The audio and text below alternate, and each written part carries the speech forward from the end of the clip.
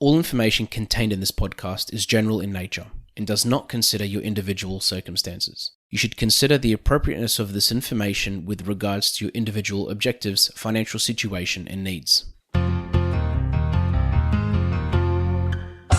Welcome to Sharing More Than the Sheets, a podcast to help you and your partner make better financial and lifestyle decisions so that you can both focus on the things that you love. I'm your host, Michael Khouri, financial planner, green thumb, husband, and just dad.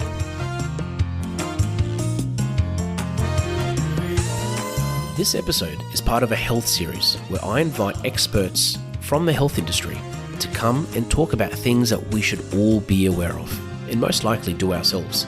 I believe that people treat their money just like they treat their health, and that our greatest asset is our health, both physically and mentally.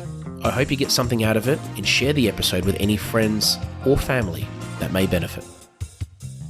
As part of this health series, I really wanted to do a topic on Pilates, an episode on Pilates. And for me, it's been a big part of my life for the last 6 months now. And I started it with my wife, and initially it was, you know what, let's try this thing and see how it goes because we've heard about it. And it's become a part of our life and part of our health journey. And it's something that I now talk to everyone about. So I thought, you know what? Best thing to do is let's include it in this series. Let's do an episode on Pilates. And I thought there's no better person to have on the show than the owner and founder of the place we go to every week, Ana Spremo. Anna, thank you so much for joining us. Thank you for inviting me to your show, and a pleasure to be here. Yeah, no, it's absolute pleasure for me as well. And studio, that's the word I was looking for, the studio that we go to. And Anna, can you probably start off by explaining to those that don't know what Pilates is, what it actually is, because some have probably seen a reformer, they've probably seen the machine, some probably haven't, they probably know Pilates as being on a mat usually. But if you could just probably give a bit of an intro as to what Pilates actually is. Yeah, absolutely. So Pilates is really, most people know Pilates probably seeing reformer machines, and they would assume that that's what it is, or like you mentioned, maybe mat Pilates. What really Pilates is an exercise system. It's designed to elongate, to strengthen, to restore the body into the balance. And it does that through a series of exercises. Originally, it was developed by a man called Joseph Pilates in the early 1900s, 1920s. And he originally called it contrology. And that system was designed for soldiers after the World War I to help them recover injuries, and as they were all pretty much bedbound. And, since then, the system has changed quite a bit. And, dancers, athletes, and everyday people nowadays use Pilates.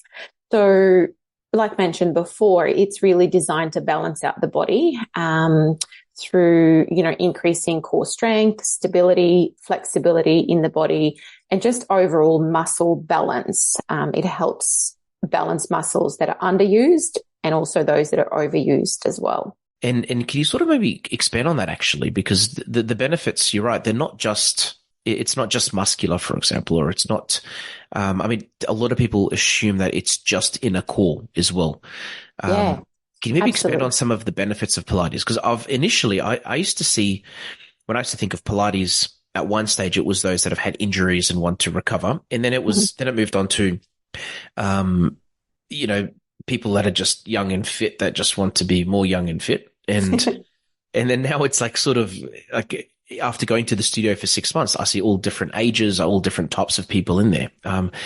So just if you could maybe just expand a bit more on the benefits of Pilates, because I think many people listening to this would probably know about a couple, but not the big ones. Yeah, absolutely. So I'll start first with kind of grouping it into two. And I think you've already touched on that already. So grouping into two main benefits, I guess. There's the physical, and then there's a mental benefit as well to Pilates. And, without listing all of them, there are many, many benefits in both of those kind of containers, if I can call them like that. Apart from the ones that most people would have heard about, in the physical container of the benefits would be the core strength. Definitely improves core strength. It improves balance improves balance, improves stability as well. And also with all of that, it reduces back pain. It reduces pains in certain areas of the body as well. And also for most of us these days being, kind of rounded forward, all of our postures are starting to round forward just due to the lifestyles of, being on the computers for a long time, driving, and pretty much everything that we do is rounding us forward. It really, the other benefit that's quite profound is the improvement in posture as well. So those are kind of the ones that most people would have heard of. But one that I think is kind of covers an overall container of physical health or physical wellness is that it really balances out. And I've touched on that a little bit just before as well, but muscular balance. So, for example, in more conventional and traditional workouts, like, lifting weights and mainly like the weight-bearing exercises, they tend to build short and bulky muscles. And in those type of exercises, or, as we move through those, we're very, very much prone to injury a lot more. So I think the main thing that Pilates does that elongates and strengthens the muscles, but it also improves elasticity and joint mobility as well. And so if I can call it a Pilates body with balanced strength and flexibility is less likely to be injured. So I think the main benefit is that it reduces injuries and it's a great addition to any other type of workout that you do. And also it's very beneficial for older adults as well to practice Pilates, as it is kind of, as we age, it reduces the risk of falls and just improves overall stability and movement. And can I ask why, without getting into it technically, because I'm sure you probably can, why does it do those things? So compared to just, for example, someone that plays soccer or someone that just lifts dumbbells at home or just goes for runs, regular runs, for example. My take on it is that because it's using so many different parts of the body and it's requiring balance and all these different things. But if you just sort of explain how is it different and why is it so different as well to just like your traditional, even though Pilates is traditional, to other forms, we'll say, of exercise. Yes, absolutely. So for example, without getting too technical, I guess, into it, and the best way to explain it would be many of the conventional workouts tend to work the same muscles. So if you're a soccer player, you'd be doing certain movements that are repetitive, or if you're a golfer, or if you're a tennis player or something like that, or runners, you'll be using the same muscles over and over. So over a period of time, we then result in muscles that some are overused and some are underused. And that will kind of increase that risk of injury. So what Pilates does is kind of conditions the whole body. So we work through the whole body, even, the ankles and the feet, for example, if we do leg work on the bar, on the reformer machine. So it really does try and balance out and condition the muscular system. Yeah. So then, and what that does, moving, from there, it also helps kind of in an everyday life. It helps you enjoy daily activities. And for sports people, sports, you might be moving with greater ease, better performance, and again, less chances of injury. Yeah, I think you've summed that up really well, because it's to me, it's using those muscles that we don't usually use. Yes. That much, like once there was a particular exercise I remember at one stage I was doing, and I was like, oh, what's that? You're like, that's the hip flexor. I'm like, oh, okay, cool. So it's sort of, it's doing like a particular muscle that, like, obviously we probably use it every day, but it's not something that you work at in particular. You don't particularly work at that one. Oh, absolutely. That muscle. It's always other things, and some things get neglected, I guess, sometimes. Oh, absolutely. And I'll often hear people say, oh, I found muscles that I never knew existed. So I think that's, that indicates that we definitely do work in areas that we don't necessarily use all the time. And particularly in, rotating, for example, if you're thinking of your everyday life, sitting at a computer, you might be sitting in the car for a little while, picking up the kids or doing, everyday life, and then maybe cooking, maybe coming home to sit at dinner, our lifestyles are very sedentary and very forward kind of facing, rounding forward. So we don't really do during the day many rotations unless, you're a golfer, for example. But, not all of us play golf. These podcasts have been brought to you by Better Financial Planning Australia. To book a free 15-minute phone chat, visit betterfinancialplanning.com.au. No, not at all. And for me, what I find really interesting about Pilates is it was made by a bloke. Yes. It was initially designed for World War II soldiers, which are blokes and females, but it hasn't just been just a female thing, and I think that's something, going into it, I assumed it was just females. Admittedly, most of the people that do it are females.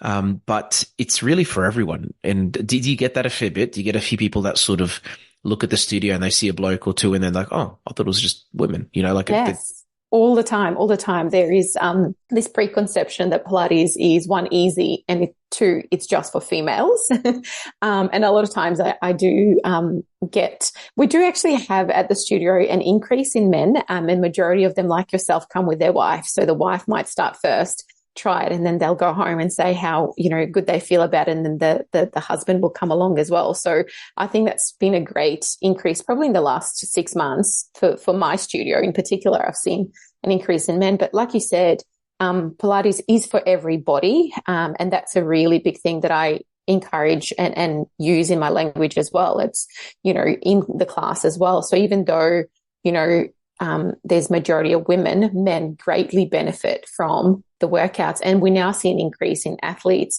like soccer players, football players, footballers in like rugby and that type of thing. They all are using Pilates as their form of workouts, daily workouts or weekly or whatever on their schedule. Yeah. And what I like as well is that it's not just toning. It's not just, it's like, personally, I've built muscle doing it. And it does help having a good instructor or someone that can watch everyone and be like, okay, Michael, you can go an extra couple of springs because I know you and, you would usually do that, or, that obviously comes over time if you have a good instructor that watches you and is there to help you, but yeah, it's helped me build muscle. Like I've had friends say to me, hey, have you started gym again? I said, no, like it's Pilates, so absolutely. It's not just like, abs and inner core strength and, chai lattes. But the other benefits, I guess, to Pilates, like you mentioned as well, is that increase in muscle as well, because it is, at the end of the day, it's a resistance exercise. So the reformer has springs that create resistance. So you're working against resistance as well. So it will most definitely increase, muscle tone. It'll increase, just your overall strength as well and muscles. And the kind of other benefits that I didn't touch base on very much is the mental side of things as well, the mental benefits, which we can touch base later on, but I just didn't want to forget those. No, please, let's talk about that because to me, that's massive. Like, yes, I understand exercise in general is better for your mental health, of course, but if you could just jump a little bit into that because to me, I find that very important. Oh, absolutely. And I think the mental benefits of that really, they come down to the breathing, absolutely. And also, there are in Pilates, I'll quickly touch base on this, there's 6 principles of Pilates. So to complete an exercise to the best of its kind of ability or to get most out of the exercise, we would be concentrating on 6 principles, which are centering, concentration, control, precision, breath, and flow. So the flow of that movement is quite important as well as the breath. So the breathing is what really gets us into a state of awareness. So one, we're aware of our breath. And then it builds, with that awareness of breathing, it builds self-awareness, it increases control, and then the flow on effects from that will be that, reduces stress and anxiety. And it's a really good tool for stress management as well. So I don't know if you've experienced this in class yourself, but I get told this all the time that, you can't really think about anything else other than the movement because the movements are so precise. And, you're being given cues, which sometimes can feel like a lot of cues at once.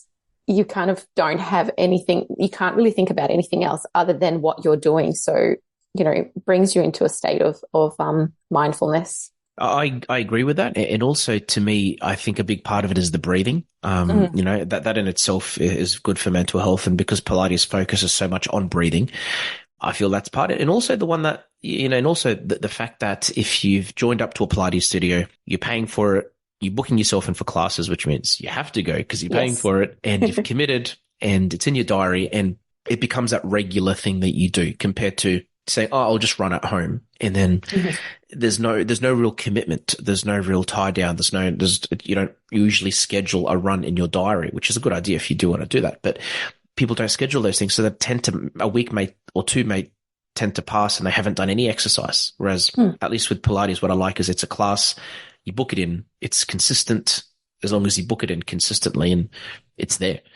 Absolutely. So everything in life really is consistency, isn't it? So it comes down to that. And I think joining a Pilates class is, I guess, one of the benefits is that you do have that consistency, and also, you might get encouraged by, being there or being part of a community as well is quite important as well. And also just on the point of cost, without, we don't need to get into it because obviously there's many different options, but when I first started talking to my friends about Pilates, a lot of them would say, oh, but it's pretty expensive, isn't it? And I'd be like, well, yeah, it's not cheap, but I mean, the one I go to is I don't feel like it's actually not expensive compared to what other people pay, but it's actually not that as expensive as people think. And secondly, I want to just probably to see what your take is on this, but to me, no matter what the cost is, as long as the benefit outweighs the cost, it's worth it. And you can't really put a price on health.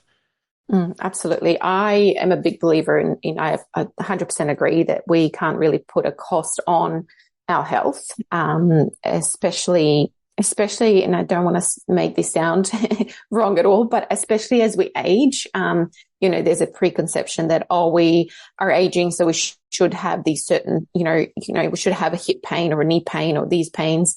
And really we shouldn't. All it boils down to is the priorities and how much we've prioritized our movement in one, but also our health as well. So I think Pilates, when you look at it, can look a little bit more expensive, but the benefits that you get from that, I think outweigh the cost. But also in a Pilates class, you are getting, how would I put this? You have an instructor there to really look after you, and it's someone that's really invested into their learning. So it's an experienced or highly skilled, I should say, a highly skilled instructor who would have had to go through extensive training. And in a Pilates class, you're almost getting that one-on-one attention at times because you're getting that extra, cues in terms of how to feel a certain exercise that you may not necessarily get if you were to do a YouTube video or if you were to join an online class. I think in that personalized setting, it definitely outweighs like everything that you get there in a Pilates class because it's so precise that the benefits outweigh the cost always. And also on that note, when it comes to the benefits, and I was reading up about Pilates and just a few facts on it, before I catch up. And first of all, I found that first fact, which I found was interesting, that it was designed for World War I soldiers, not II. I said II by accident earlier, but World War I. So it's been around for that long. But secondly, I don't know if you can explain this one, but it says that celebs love Pilates. That was one of the top 10 facts. Do you know about that? Or is that sort of like, is that a thing? Celebrities love Pilates. That was one of the 10 facts. I had like all these facts about Pilates, and this random one said celebs. I don't know. Maybe it's an influence. I think it's an influencer thing. Maybe influence just to try to sell it to the influencers. Absolutely. I think it could have been. I'm not too sure, but I do think celebrities do love Pilates because it is, like I've seen, Kim Kardashian and all the I don't know very many celebrities myself and their names now, but I have seen all of them promoting Pilates. Absolutely.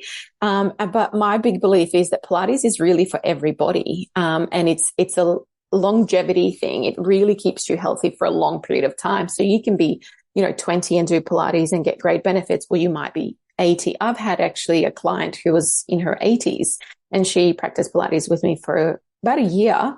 And she kept up with all of us that are, half her age. So she was a great inspiration. So I think Pilates is for everyone. For celebrities, maybe it's just a promotional thing. I think so. And to be honest with you, I was hoping there was maybe there was something I didn't know about it, but I think that's all it is, to be honest. Yeah. But thank you for clarifying anyway about the celebrities and their Pilates.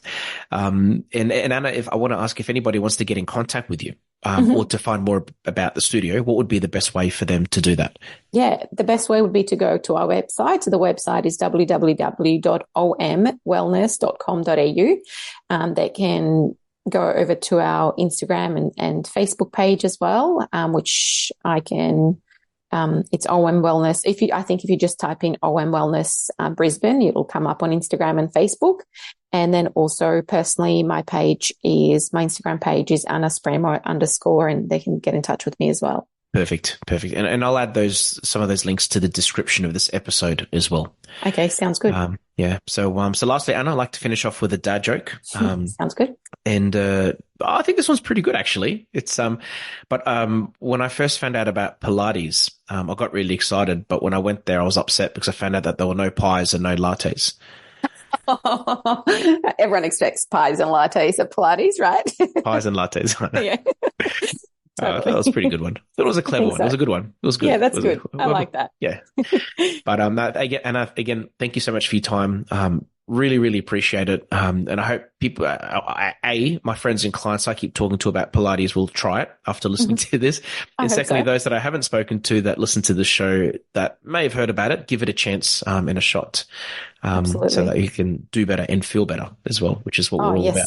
Absolutely. That's what my business is about, is do better, not do better, move better to feel better is what I say. It. Yes. Well, thank you for having me. It's been a pleasure being here, and hopefully, we'll see some of your friends at the studio maybe. Done. Thank you. No worries. Thanks for joining us on Sharing More Than the Sheets. Please make sure you subscribe to be updated with future episode releases, and feel free to share this episode with any friends or family that you think it might benefit. Please visit us at sharingmorethanthesheets.com.au to submit questions or requests for future podcast topics. These podcasts have been brought to you by Better Financial Planning Australia. To book a 15-minute phone chat, visit betterfinancialplanning.com.au.